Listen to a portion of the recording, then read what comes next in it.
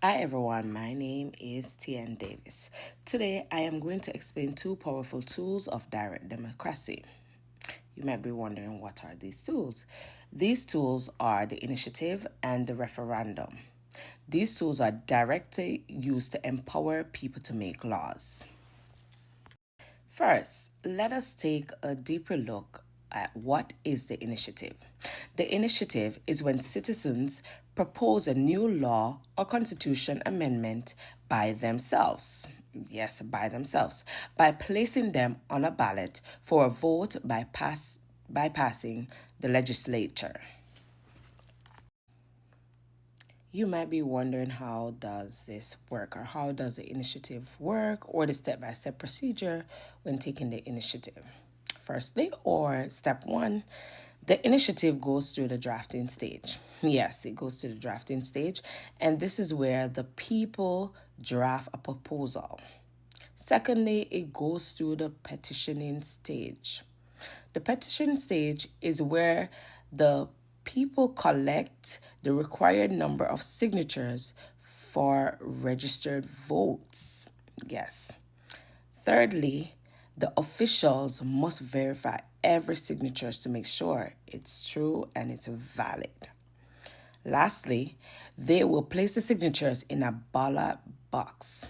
If they don't have enough valid signatures, they now gather the proposal and it is then placed in a ballot for public vote so everyone can vote. Well, let's look at Arizona for an example. In Arizona, an initiated law requires signatures equal to at least 10% of the votes cast in the last government race, while a constitutional amendment requires 15. So 10 to 15? Well, if it passed by the majority of the vote, it then becomes a law. I know you might be asking or thinking, Miss Davis, what does it mean it now becomes a law? This means citizens do not have to wait for lawmakers to act.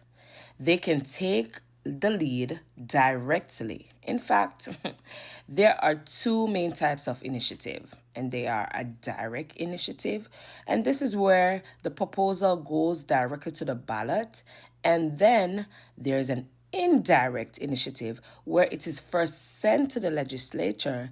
If the lawmakers reject it, then it moves directly to the ballot. Okay, now let's take a look at the referendum. What is the referendum? A referendum gives citizens the power to approve or reject laws that have been already been passed by the legislature. This allowed the citizens to check on the government's decisions. Yes. Just like the initiative, the referendum has two types or two forms. They are called the mandatory and the optional referendum. The mandatory referendum deals with issues like the constitutional changes, where it is automatically for the people to vote. So it's for the people. Then, for the optional referendum, this is where the citizens gather signatures to force a public vote on a law that they do not support. And some of us can, think of a time where we do not support things that the government, carry out, or the government propose on us. Yes. So, to sum up the definition of the two, the initiative and the referendum, the initiative is where the people create the laws, while the referendum is where the people approve or reject the laws. These tools ensure that the citizens remain at the heart of democracy, not just choosing representatives, but directly shaping the laws that governs them. You might be wondering about the origin of the referendum and the initiative. Both processes grew out of the progressive movement in the late 19th and early 20th centuries. Reformers wanted to curb the power of political machines, party bosses, and corporate interests that dominated the legislature. Their solution was to give ordinary citizens a direct role in lawmaking. This idea was inspired partly by the democracy practices in Switzerland, where citizens could pass or propose votes directly. The initiative was created to let citizens bypass the legislature and write their own laws. Reformers believe that if lawmakers were too tied to special interests, citizens should have the power to put proposals directly on the ballot. The first state to adopt the initiative was South Dakota in 1898 and Arizona quickly followed in 1912. The referendum was created to give voters a check on the laws passed by a legislator. This process ensured that the citizens could vote unpopularly or put in laws or approve minor policies decisions directly. Like the initiative, referendum became common in the western states during the Progressive Era, where distrust of political entities was strong. So in Arizona, the Constitution, both the initiative and the referendum were written from the beginning, reflecting the progressive belief that the government should remain accountable to the people. Let's go ahead and compare and contrast these two important direct democracy tools, the initiative and the referendum. While both give power to the people, they work in different ways. As I mentioned before, an initiative starts with the people. The citizens write the proposal, then they gather signatures. If enough signatures is not gathered, they have to go ahead and place it in a ballot after they have been verified. When in California, in 1978, they lowered property tax, which is one of the most important or the most famous initiative. More recently, states like Colorado and Washington use initiative to legalize marijuana. Now, by contrasting, let's take a look at the referendum. The referendum deals with laws that already exist. Instead, starting fresh, it gives voters a chance to approve or reject something lawmakers have passed.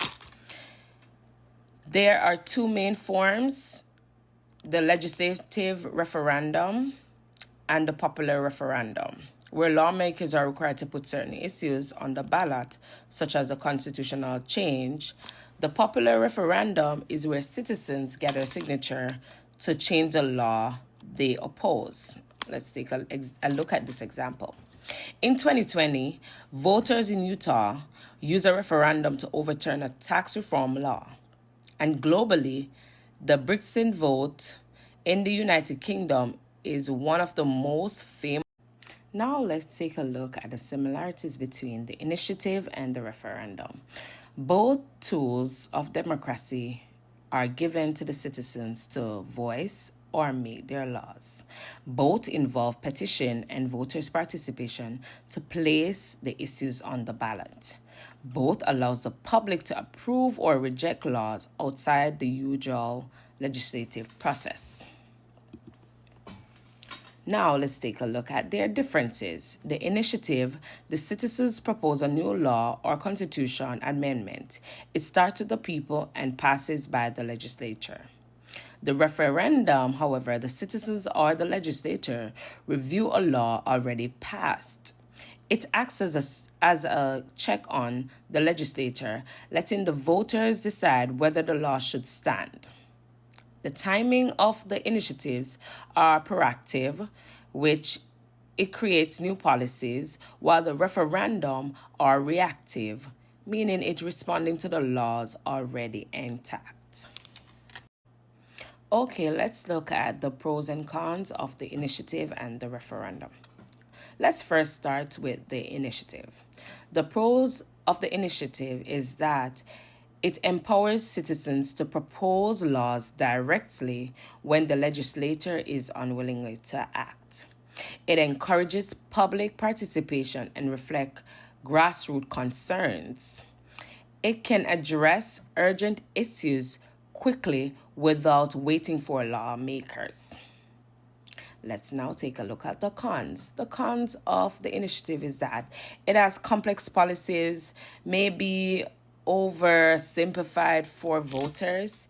It has special interest groups with money that can dominate signatures, gathering, and campaigns. And once we know about the democracy and the voting process and the government, we know that sometimes these things come into play. Then we have the frequent initiative that can clutter ballots and make the Constitution overly detailed, as in Arizona. As it relates to the referendum pros, it gives voters the final say on the controversial or impactful laws. It acts as a check on the legislative or the government overreach. It promotes accountability since lawmakers know their actions may be reviewed by the citizens. What are the cons? Voters' fatigue can occur if too many measures are on the ballots. Campaigns can be influenced by advertising and misinformation. Delays in implementing laws when they are held up for referendum vote. How the initiative and the referendum supports the idea of democracy. The Arizona Constitution Initiative and referendum are excellent illustration of direct democracy since they allow people to influence laws and policies independently of elected officials. Voters can write and propose new legislation or constitutional amendment through the initiative process, and if enough signatures are not collected, they will be placed directly into the ballot. This guarantees that even if in the event that the legislature does not take action, public concerns like education, labor rights, or environmental protection can be addressed. Similar to this, the referendum process serves as a direct check on the government power by enabling individuals to accept or reject laws established by the legislature. Arizona reflects the progressive era emphasis on popular sovereignty by including these mechanisms into its constitution. This constitution, which guarantees that voters actively participate in the legislative process and that the government is answerable to its people. In Arizona, the Constitution gives the citizens more than just the right to elect representatives. It gives them the direct power to make and approve any law.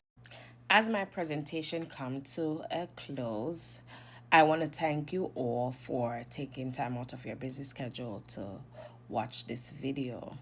This video, I think, was enlightening for both of us to share information, for me to share information rather, and you watching. So this presentation spoke about the definition of referendum and initiative, how it was created, or the step-by-step process of conducting both the initiative and referendum process. I compared and contrast, or I stated the similarities and the differences, the pros and the cons, and I also outlined the initiative, referendum, and democracy within Arizona. I do hope you all enjoyed and liked the information that was presented, and I do hope you have a blessed and beautiful day. Thank you. Bye.